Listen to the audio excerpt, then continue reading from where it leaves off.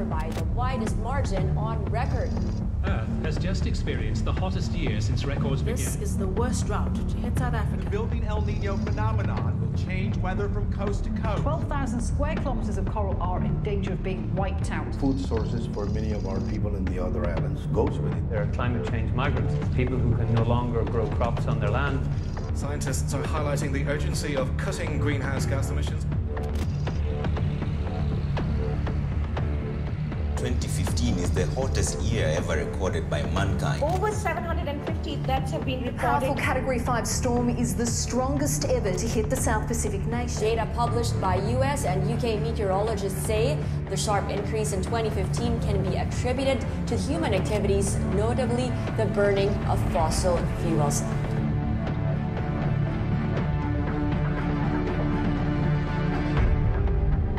We begin this news hour in Paris, where world leaders have gathered for the UN climate conference known as COP21. It's now or never to reduce the world's dependence on fossil fuels. Over the next few days, we will decide the fate of this planet. Breaking news: after years of negotiation, a climate deal has finally been reached. The real headline, the real news, is the voluntary aspect of this. Yeah, not legally binding. This is the same old thing. There's no enforcement mechanism. The original goal was to limit emissions so the planet would only warm by 2 degrees Celsius. Every scientist who has looked at the agreement say that's not going to happen. The planet will still warm by 3.5 degrees by the end of the century. And that's not nearly enough to stop the very worst impacts of climate change from impacting the planet. More needs to be done.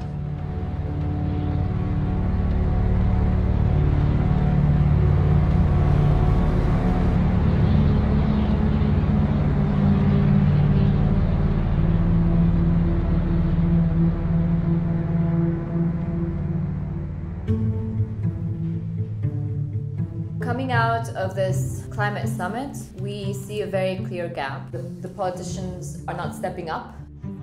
We're seeing the people and the movement stepping up to close that gap. There are groups around the world organising to shut down the fossil fuel industry during May 2016. It's time that we begin to take the issues that impact our climate and our environment seriously. Break Free is a global moment where, for the first time in the movement, we're seeing a very concrete time frame when escalated actions are happening across 6 continents, targeting major fossil fuel projects with the message that the oil, gas, and coal need to be kept in the ground. It is our future. We must say no. The level of urgency is coming together very clearly worldwide. We can't wait for the politicians to catch up with that understanding. So people are basically taking things into their own hands and doing what needs to be done on the ground.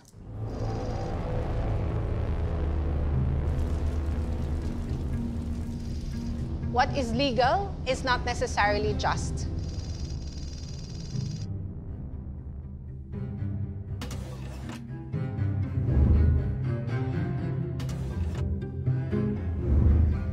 We cannot simply confine ourselves to what the law offers for us to demand a different world.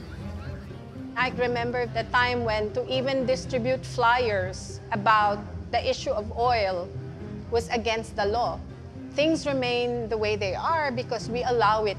The moment we do not allow it, we take away our consent, then change happens very, very rapidly. In 1986, we were able to successfully oust the dictatorship Marcos. It was not just a struggle against repression of our civil and political liberties. It was also a struggle against a dictatorship that had many dirty and harmful energy projects. We create change through empowerment of people because we believe that's the only change that will last.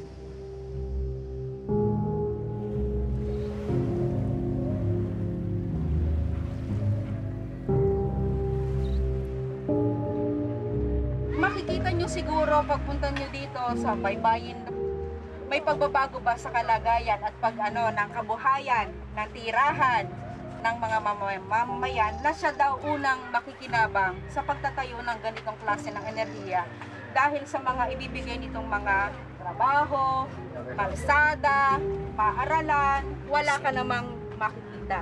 Ako ngayon ay mag-aaling na po na 22 anyos pa ako nung tutulan natin simula kaswan. Ay ilang taon na ba ako nakikibaka? Ay ngayon dumami pa. Totoo yan, tatay. Paano mawawalan ako ng pag-asa? Matitigil pa ba? Ito'y dumami pa. Hindi po tayo nag-iisa. Halos sa buong mundo po, nananawagan na ang mamamayan ng mundo na itigil na ang pagtatayo ng mga power plant. At sa Mayo, tayo ho ay lalahok sa pangmundong aksyon laban sa coal. We allow our nature to be destroyed by selfishness. And the progress that has been achieved is only for the few. The church has to educate our people to oppose this false progress. Globalization cannot be avoided. What is globalized is materialism, consumerism, lack of care for others. What must be globalized is concern for one another. The whole world is our responsibility. Everything that we do, we are responsible before God to make our world better each day. Most changes in society come from ordinary people who band themselves together and embrace the same vision and really sacrifice for the accomplishment of their common purpose. We have to protect every individual and we have to protect our environment.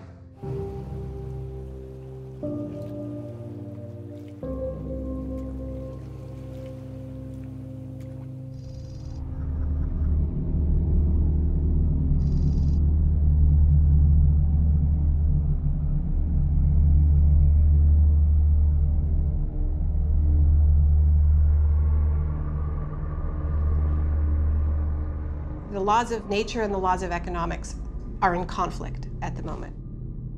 Either everything changes because the climate changes and it changes our physical world in ways that we can barely fathom, or we change our economy in fundamental ways. But the idea that there is some middle road where we continue on pretty much as is, that's actually not available to us.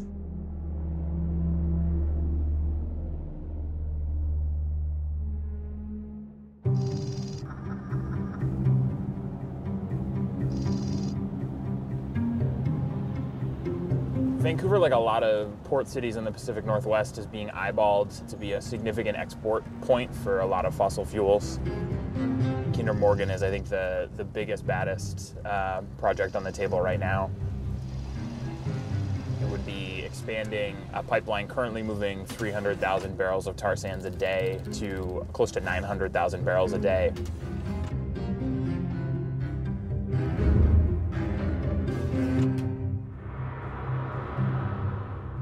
There's no way to clean up a tar sand spill in this kind of water. They're saying at best they could get, in ideal conditions, 50% cleaned up. If there's one thing about this part of the world, it's that ideal conditions are pretty few and far between. The pipeline itself crosses a lot of very important rivers for people's drinking water, for communities, for the salmon stocks, which are so important to this region, all the way as it goes back to northern Alberta, where we already know the impacts that it's having on the Athabasca River, which has become one of the most polluted waterways in the world, and the human health impacts that's having on First Nations communities downstream. Alberta tar sands, the biggest industrial project in the world, where the size of Earth that they want to move is the size of Texas. Kinder Morgan make $13 million a day. And not only do they make that much, but they're subsidized by our Canadian government. We immobilized the community, 100% consensus by Tsleil-Waututh Nation, where we had a referendum and they said, we could negotiate for millions of dollars with Kinder Morgan. That could help some of our people out of poverty. Or we could use our own little resources that we have and fight them. 100% consensus, we chose to fight it.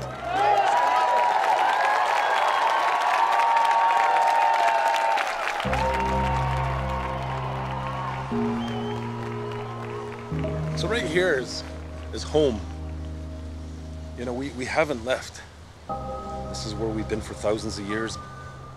85% of our diet came from the waters behind us. We've been measuring the quality of water here for about 20 years. It's getting progressively worse. We're devastated, and what we're trying to do is rehabilitate the damage that has caused. We're going to court soon, Canada, for not consulting us on the Kinder Morgan expansion. One of the ministers said, why don't the First Nations take the money? They need it. We don't need it more than our land. We'll do whatever it takes to make sure this doesn't happen in any way possible. We are going to launch a massive flotilla of boats from here and surround the terminal on the other side where tankers fill up, as well as have a group of folks on land march to the gates of the marine terminal so that we block it from both the land and the water.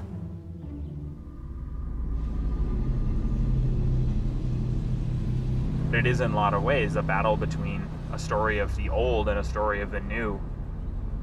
There's a lot of powerful forces trying to make sure that the story of the old continues for as long as it can. We've seen disobedience move from being something that a few people do to a mass movement confronting the fossil fuel industry. A massive oil rig outfitted for Royal Dutch Shell's remote Arctic exploration parked in Seattle's harbor on Thursday. But not everyone is happy about it. They have convinced us progress is only made through exploitation of the earth.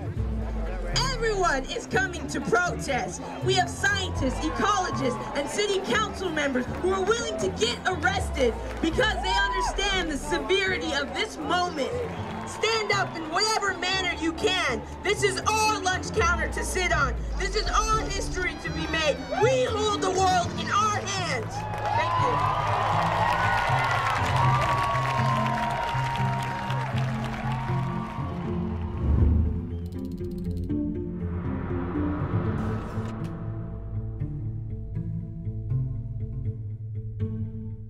Civil disobedience is a powerful tool in social justice work.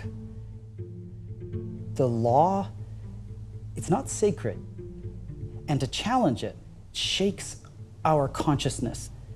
If you can take that radical action in a way that genuinely speaks to everybody else, then you not only have their attention, you have their inspiration, and you build movements that way. Number one, preparation. Calibrate what you are asking for and how you ask for it so that you can win it. Then you've got to choose your strategy.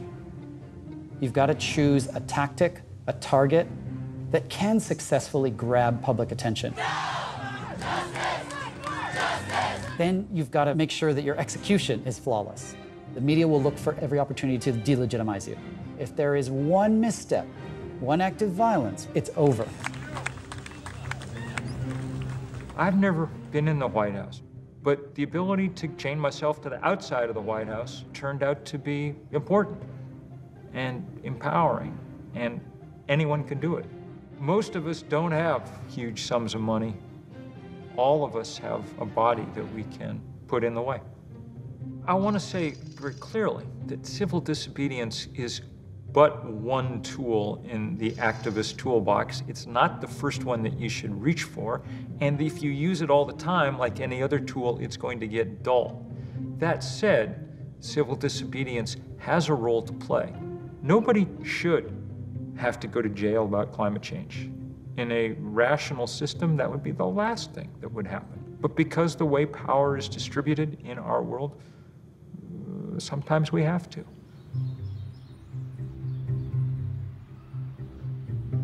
One of the central threats to democracy today is the corporate capture of government. We are up against tremendous resources, and those resources are smart. The corporation goes straight to the politician that's going to be on the committee, that's going to pass the law that they want to pass, and threatens their re-election at exactly the right time. The strategy of global corporations on climate change was partly to recognize that they had a trump card with the United States government. They could stand in the way of global action by blocking American action. There's a level of state failure in the United States. The legislature is bought and paid for by oil companies and other companies. We have to roll back corporate capture of our governments if we want to try and fix these problems that conflict directly with their industry bottom line. There's nothing radical about anything we're talking about. Radicals work at oil companies.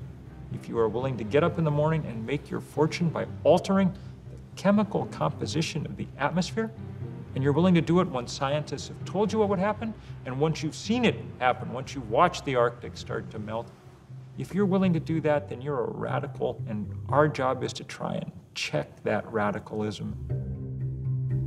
An investigation is underway into ExxonMobil. The huge oil company buried research about the effects of climate change. Reports suggest more than 30 years ago, Exxon's own scientists were taking climate change projections into account in its operational plans.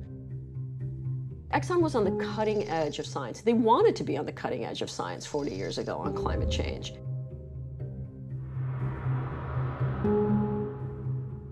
They understood that farther down the road, if the science was accurate, there would be limits placed on emissions from fossil fuels. So their strategy at that time was that we want to have a say in what those limits look like. When their senior scientists told their senior executives what was coming, Exxon started making sure that all its drilling rigs were climate-proof so that they could withstand the rising sea level. But they did not tell the rest of us. Just the opposite.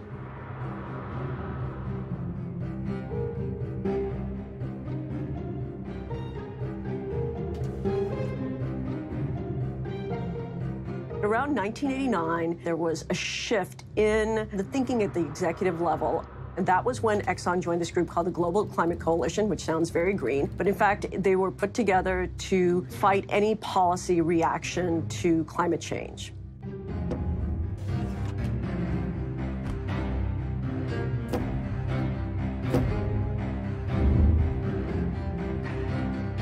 Exxon and others ended up hiring the veterans of the tobacco industry to try and make the same basic argument that the cigarette guys had made.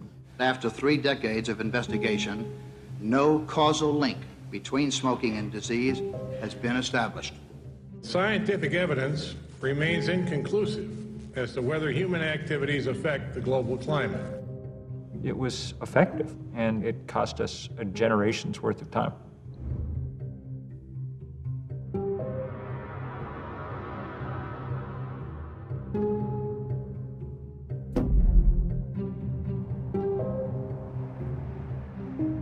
We just recently crossed 400 parts per million CO2 in the atmosphere. We're literally releasing all of that CO2 that got buried underneath Earth's surface over 100 million years. And we're releasing it over a time frame of 100 years, 1 million times faster than nature buried it. That is without precedent. It's unclear that living things, including human beings, can adapt to changes that occur that quickly. In the Philippines, at least 6,000 farmers were blocking a highway to demand the government provide rice. The farmers are starving. Behind all this is a rise in global temperatures, causing the whole region to suffer the worst drought in more than 20 years. We've begun to see serious stress on the global food systems. We simply won't be able to grow enough food to feed 10 billion people in a warming world.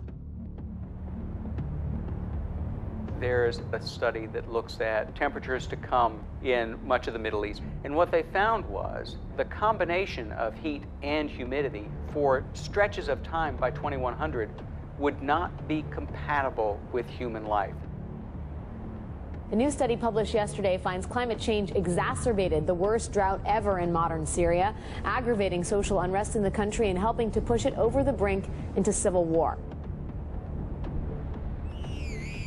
A record 1 million refugees and migrants have now crossed into Europe in Europe's worst refugee crisis since the Second World War. In other words, the very real security threat posed by climate change is only going to get worse.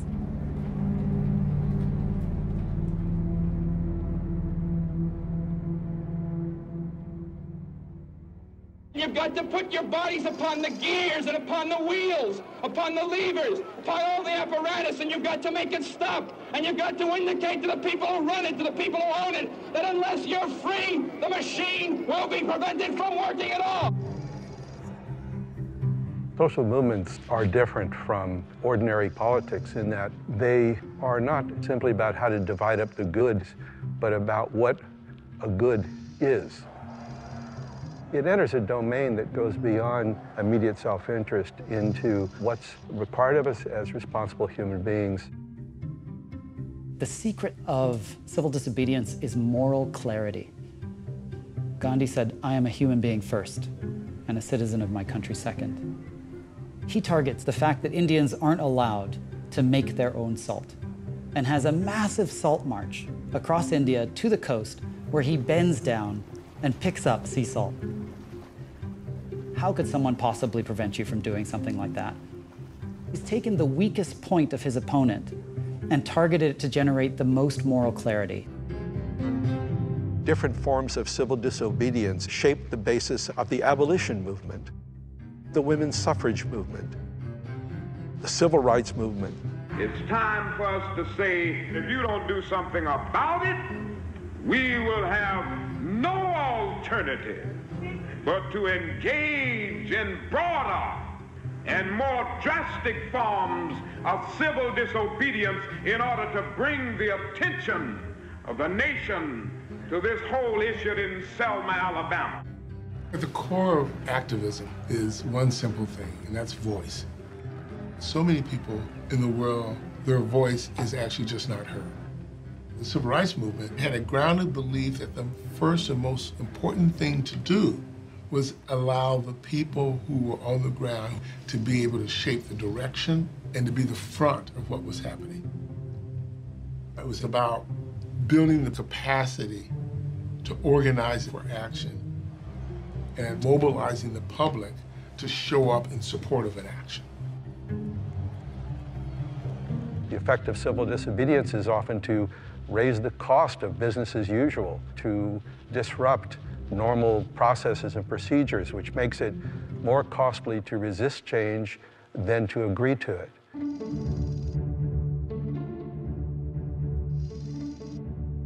The African people are realizing that apartheid means nothing else but oppression and exploitation. To change these conditions, the leading black liberation organization, the African National Congress, had begun a mass movement of civil disobedience, defying the laws of racial superiority called apartheid. Civil disobedience brings a spotlight to the violence of oppressive states and industries. The civil disobedience that occurred in South Africa during the apartheid years defied all apartheid laws. And it was really, really strong because it happened everywhere.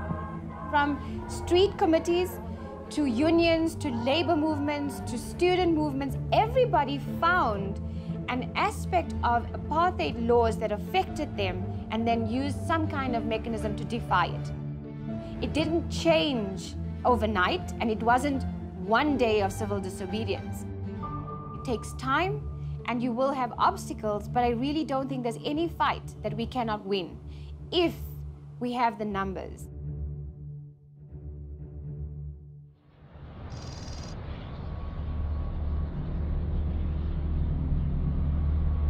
Biz bu kirliliğe karşı burada Ali Ağa bölgesinde, yani sanayi bölgesi adı altında yapılan bu fütursuz sanayileşmeye karşı yıllardır bir mücadele içindeyiz.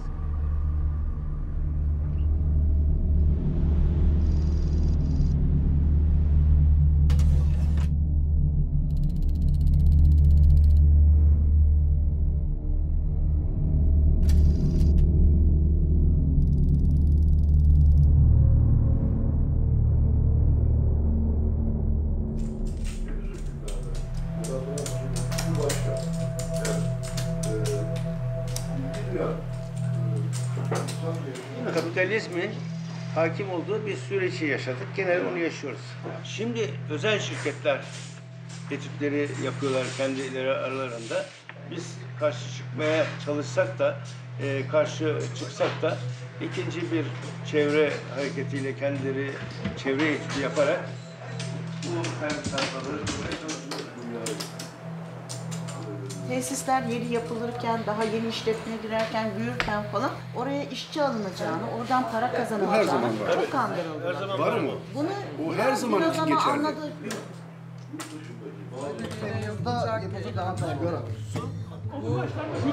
1989'un Mart'ında arkadaşlarımla birlikte belediye başkanı seçildikten sonra Ankara'dan bir çevre genel müdürlüğünden bir bayan telefon etti. Dedi ki tanışmıyoruz ama önemli olduğu için size Ali Ağa için bir kara haber vereceğim.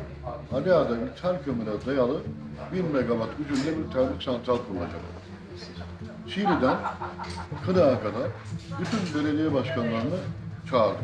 Türkiye'de vahşi kapitalizmin bir göstergesi olarak Ali Ağa'da başlayacak olan bir saldırı. Termik santral kurulmaz. Halkımız istemiyor çünkü. Termik santral alanına ağaçlarımızı, çocuklarımızla, evrim coşkunlarla, yavrularımızla dikeceğiz. Gücünüz yetiyorsa gelin söndürün. Kulakları çınlasın, İzmir Büyükşehir Belediye Başkanı'ydı o zaman. Yüksel Çakbu ve bizim 18 belediyemiz yine bir sevgi zinciriyle protesto ettik. Aşağı yukarı 60 kilometrelik bir alanda 50 bin kişinin katıldığı bir çevre hareketi. Bunu o gün yaptığımızda belki de Türkiye'de şimdiye kadar yapılmış olan çevre hareketlerinin içerisinde en çok ilgi gören eylem oldu. Bu sanayi, burada bizim verdiğimiz mücadele orada sadece bir termik santralı durdurabildik. Ama geniş bir alandaki sanayinin devam etmesini engelleyemedik.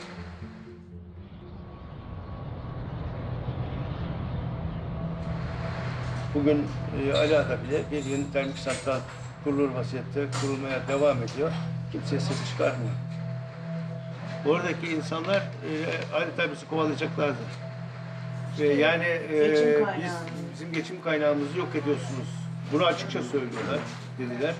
Benim burada kanser oluyorsunuz, ölüyorsunuz dedik. Ne olacak dedi ama işimiz yok dedi. Aç büyüyoruz.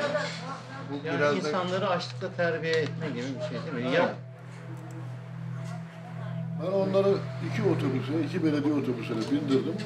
Yatağına götürdüm. Yatağında nasıl etkilendiklerini anlatan bir köye var. Hatta birinin burnu tavşan burnu gibiydi. Birisinin kulağı yarımdı falan. Onlar anlattılar. Yatağın termik santralinden kaynaklanan sakat doğum oldu. Dönüşte tüm horoz yediği şeydi, eylemdi. Bir eylem planımız var. Bu eylem planımıza da Türkiye'deki fosil yakıtı karşıtı bütün yaşam savunucuları, uluslararası fosil yakıt karşıtı yaşam savunucularını buraya davet ediyoruz. Hep birlikte el ele bu fosil yakıtlardan kaynaklı kötü gidişe bir son vermek istiyoruz. Biz bu 90 ruhunu tekrardan yaşatacağız.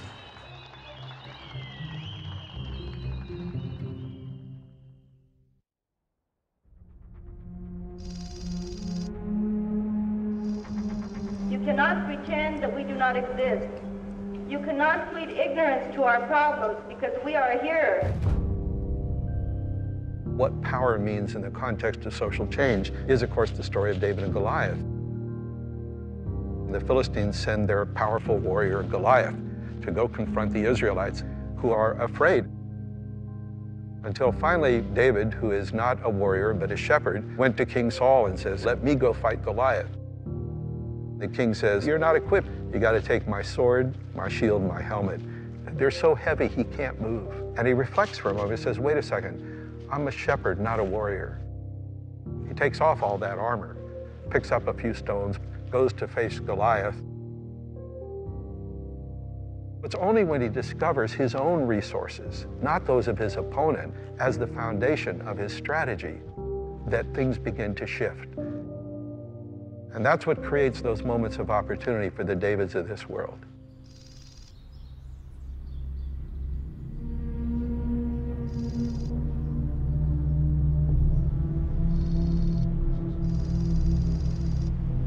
Lignite has a very low energy density. That means you have to dig up a lot of it to get not that much energy. And in burning it, you emit a whole bunch of other dirt, essentially, which is why this is not just bad for the climate, it's also terrible for people's health.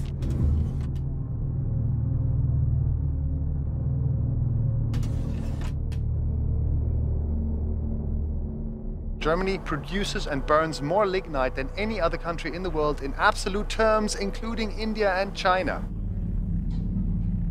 We look at this now and we see the dirtiest of all the fossil fuels being dug up. And of course, it is the central driver of climate change, which is a central driver of conflict, hunger, destitution, deprivation around the world. This stuff has to be left in the ground. This little town called Proschim produces 100% of its own electricity from renewables and still exports stuff into the grid. Like, this village is actually the future we need. Here you have agriculture, biogas, solar power, you have a functioning community, and this is the front line in the struggle against the madness of profit-driven extraction. The government has slated Proschim for destruction because there's coal underneath this. What we're seeing here is the future being eaten by the past. Fossil fuels are the past in more than one way. They are the past of capital, they are the past of energy, they are the past of our relationship to nature. And Hallo, genau, wir können auch von Ihrem Land runtergehen, wenn Sie das stört. Okay, so this was Frau Weisz, who was just asking what we're doing on her land, and I started explaining, blah, blah, we're doing this film. Then she's like, are you against lignite? Yeah. It's like, okay, then you can walk wherever you want.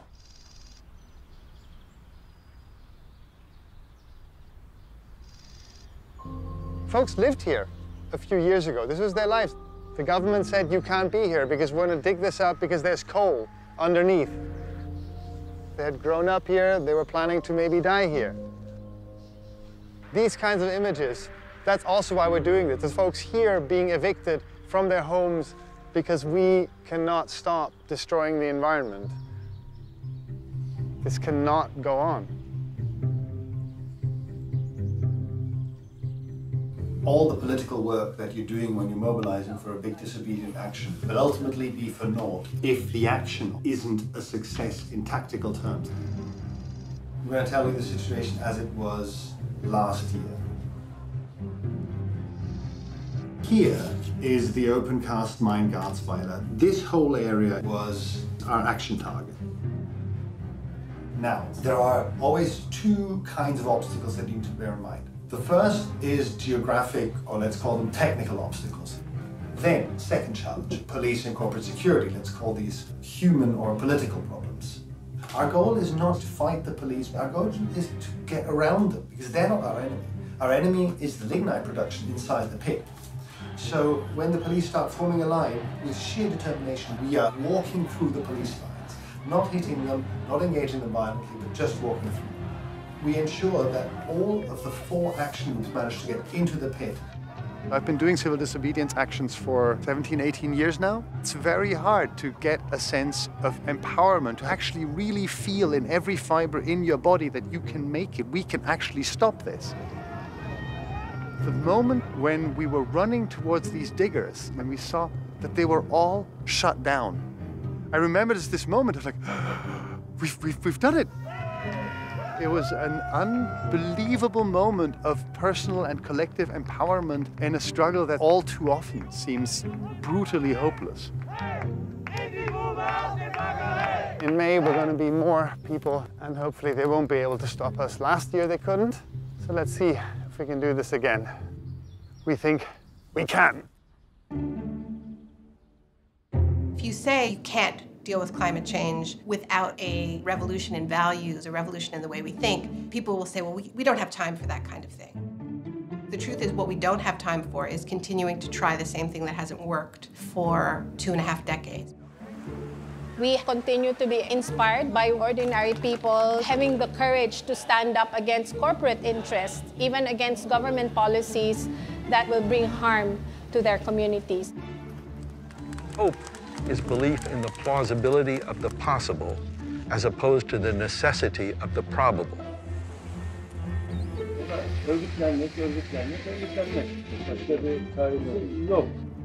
We don't have the tanks and we don't have the armed forces. Non-violent civil disobedience is me making my voice heard against a powerful force that is holding us back.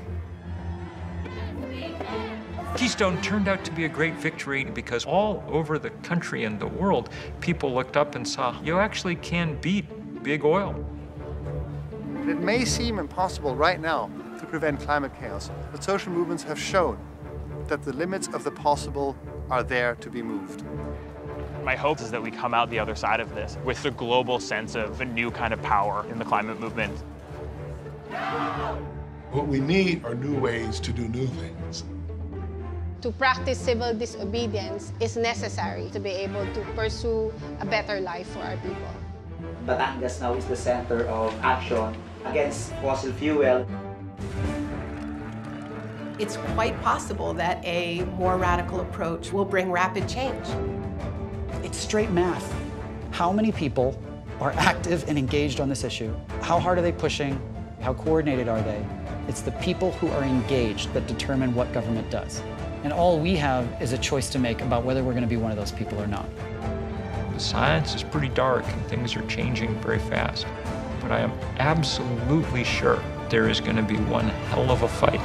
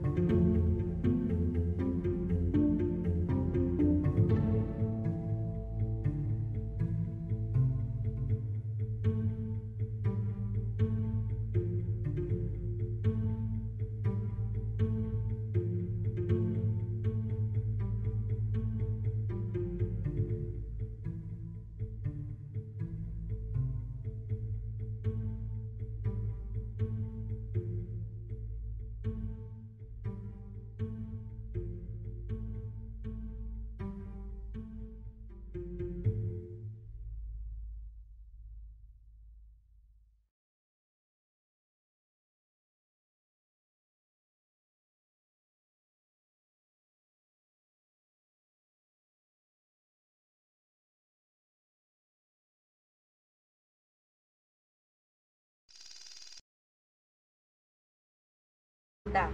Ako ngayon ay mag-aalim na po na 22 anyos pa ako nung tutulan natin yung simula. Ay ilang taon na ba ako nakikibaka? Ay ngayon dumami pa. Totoo yan, paano tatay? mawawalan ako ng pag-asa? Matitigil pa ba? Ito ay dumami pa. Hindi mo tayo nag-iisa. Halos sa buong mundo po, nananawagan na ang mamamayan ng mundo na itigil na ang pagtatayo ng mga power plant.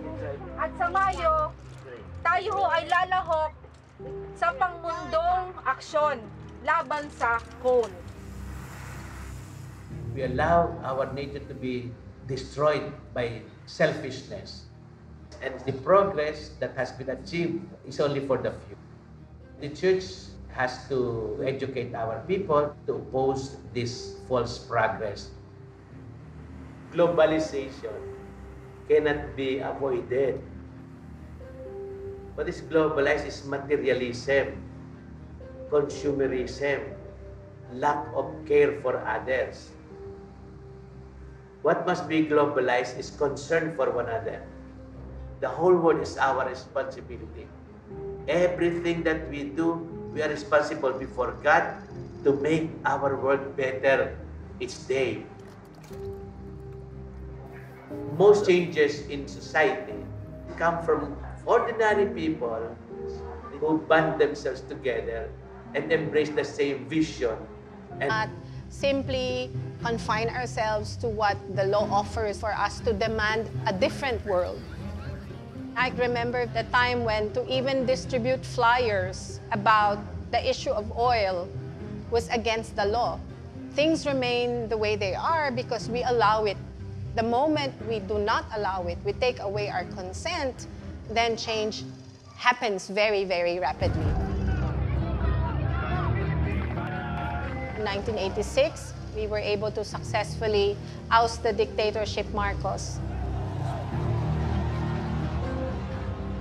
It was not just a struggle against repression of our civil and political liberties. It was also a struggle against a dictatorship that had many dirty and harmful energy projects.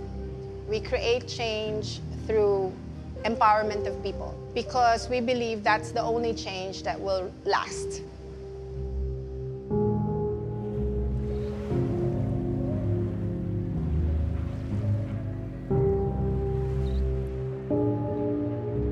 Makikita nyo siguro pagpunta nyo dito sa baybayin, may pagbabago ba sa kalagayan at ng kabuhayan, ng tirahan ng mga mamamayan na siya daw unang makikinabang sa pagtatayo ng ganitong klase ng enerhiya dahil sa mga ibibigay nitong mga trabaho, kalsada, paaralan, wala ka namang makikita.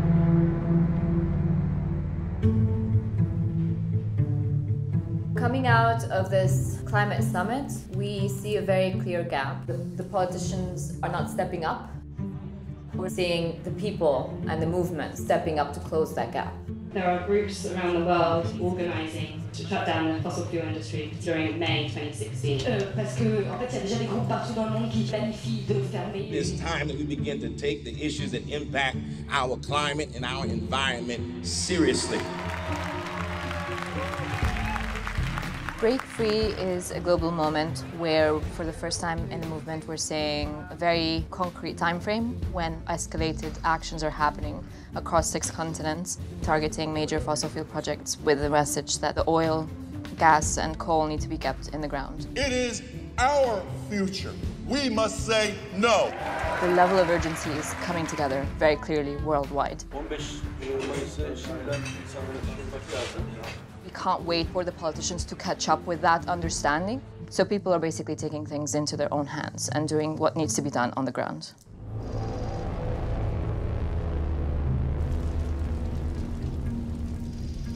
What is legal is not necessarily just.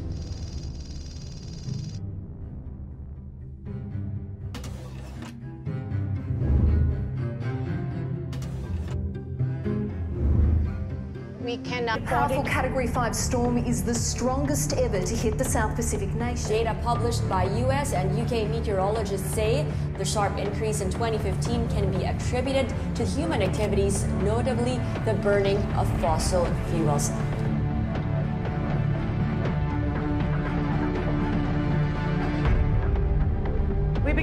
NewsHour in Paris, where world leaders have gathered for the UN climate conference known as COP21. It's now or never to reduce the world's dependence on fossil fuels. Over the next few days, we will decide the fate of this planet. Breaking news: after years of negotiation, a climate deal has finally been reached. The real headline, the real news, is the voluntary aspect of this. Yeah, not legally binding. This is the same old thing. There's no enforcement mechanism. The original goal was to limit emissions so the planet would only warm by 2 degrees Celsius. Every scientist who has looked at the agreement say that's not going to happen. The planet will still warm by 3.5 degrees by the end of the century. And that's not nearly enough to stop the very worst impacts of climate change from impacting the planet. More needs to be done.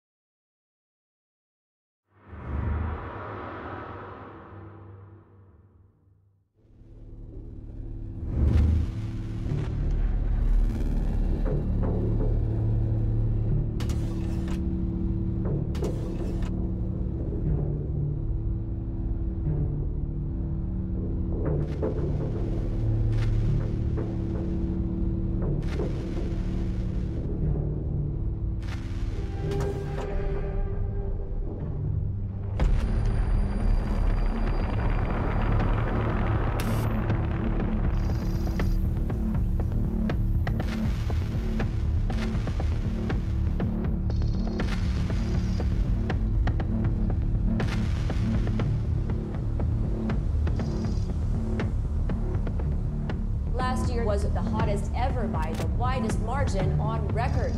Earth has just experienced the hottest year since records began. This is the worst drought to hit South Africa. The building El Nino phenomenon will change weather from coast to coast. 12,000 square kilometers of coral are in danger of being wiped out. Food sources for many of our people in the other islands goes with it. There are climate change migrants, people who can no longer grow crops on their land. Scientists are highlighting the urgency of cutting greenhouse gas emissions. 2015 is the hottest year ever recorded by mankind. Over 750 deaths have been